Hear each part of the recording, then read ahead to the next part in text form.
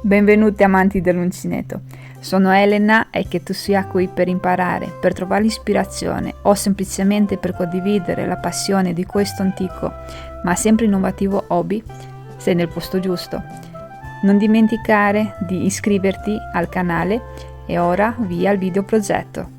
Per questo progetto andiamo a usare un filato di lana di biela e il codice di questo filato è ML1363, è un misto lana, 45% lana, 50 acrilico e 5% poliestere.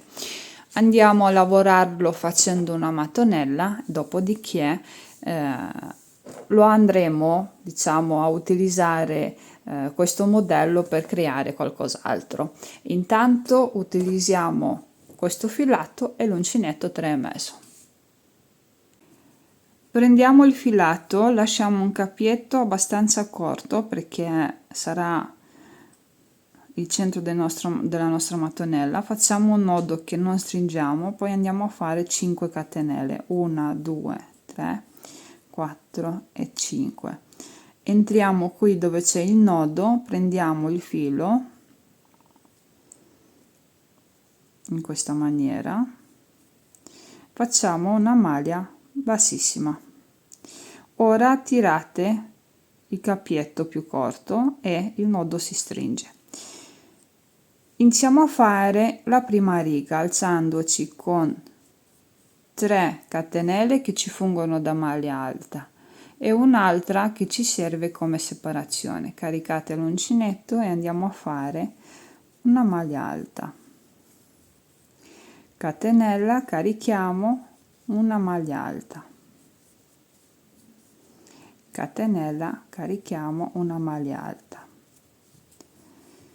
Andiamo a lavorare fino ad ottenere 8 spazietti, quindi 8 spazi formati dalle catenelle. Questa è la nostra prima riga. L'ottavo spazio si forma in automatico quando facciamo la catenella e andiamo a chiuderci su una, due, la terza catenella lavorata all'inizio con un punto bassissimo. Andiamo con un punto bassissimo nello spazio seguente e iniziamo a lavorare la seconda riga che è formata dalle noccioline. Ci alziamo con 3 catenelle, carichiamo, entriamo con l'uncinetto nello spazio, tirate molto, quindi la base della maglia alta deve essere molto allungata e la teniamo su, quindi creiamo solo metà della maglia alta. Caricate, entrate di nuovo, allungate, scaricate e tenete su. Questo per 4 volte.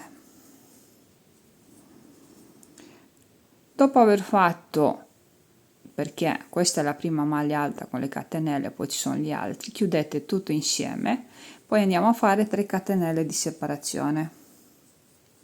Caricate, andate nel prossimo spazietto di base, quindi dove c'è la catenella, e andate a fare un'altra nocciolina.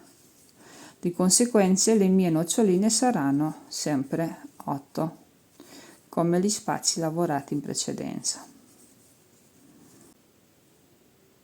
Anche qui andiamo a fare le 3 catenelle di separazione, carichiamo e continuiamo con la prossima nocciolina. Questo è da fare per tutta la seconda riga. Chiudiamo la seconda riga con le 3 catenelle e ci chiudiamo con una maglia bassissima. Eccolo qua. Ora ci spostiamo sempre con una maglia bassissima nel prossimo spazio disponibile e qui iniziamo a fare già gli angoli facendo 3 catenelle, lavorando altre 2 maglie alte complete, 3 catenelle di separazione, carichiamo e 3 maglie alte.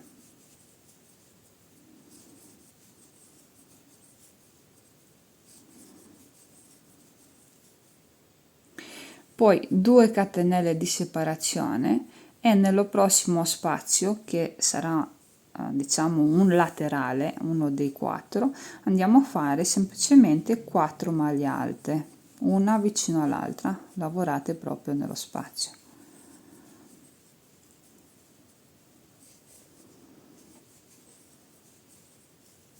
Poi 2 catenelle, carichiamo e facciamo l'angolo, che in realtà è l'aumento formato da 3 maglie alte, 3 catenelle e 3 maglie alte.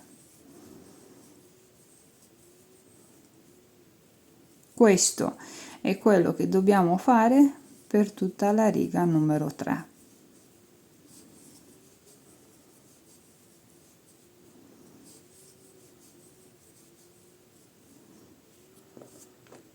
Vedete che dalla parte tonda, quindi dalla parte centrale che è tonda, iniziamo a fare la parte quadrata della nostra mattonella. Dopo aver lavorato le ultime 2 catenelle ci andiamo a chiudere qui sulla prima maglia alta che è formata dalle catenelle. Dobbiamo arrivare però qua nello spazietto, quindi si cammina semplicemente con delle maglie bassissime, 1, 2 e poi nello spazietto 3, e quando arriviamo nell'angolo ripartiamo facendo l'aumento sempre formato da 3 catenelle, 2 maglie alte, 3 catenelle e 3 maglie alte.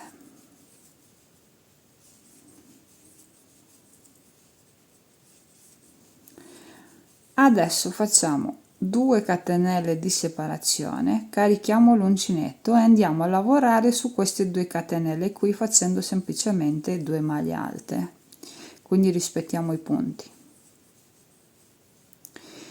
Carichiamo e sul pezzo dove ci sono le 3 maglie alte, vi faccio vedere, andiamo a entrare in ogni punto di base e andiamo a creare delle maglie alte.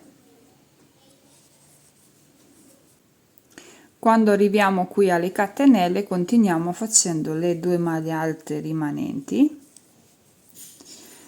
poi 2 catenelle di separazione uguali identiche come all'inizio, carichiamo e andiamo a fare semplicemente l'aumento formato da 3 punti alti, 3 catenelle, 3 punti alti.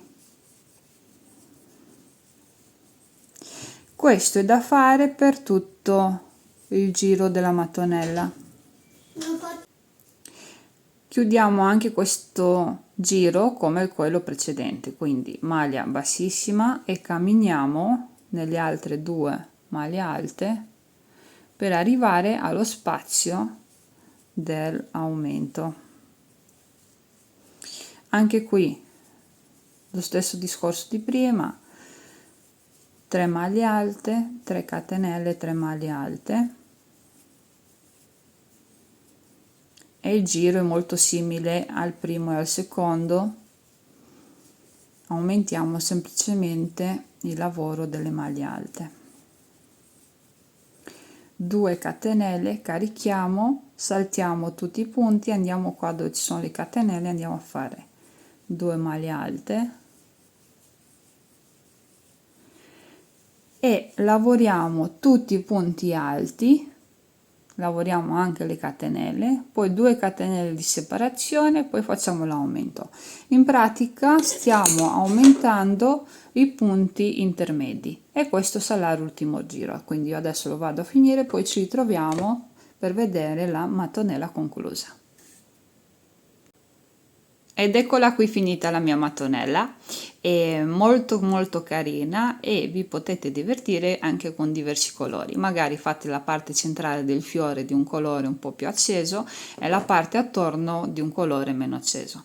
Io ne ho diverse e li sto creando ora perché li andrò a utilizzare per un progetto futuro che non vi anticipo, ma è talmente facile che va bene per qualsiasi vostra esperienza di uncinetto, sia per chi è più esperto sia per chi è principiante e ha voglia di divertirsi di creare.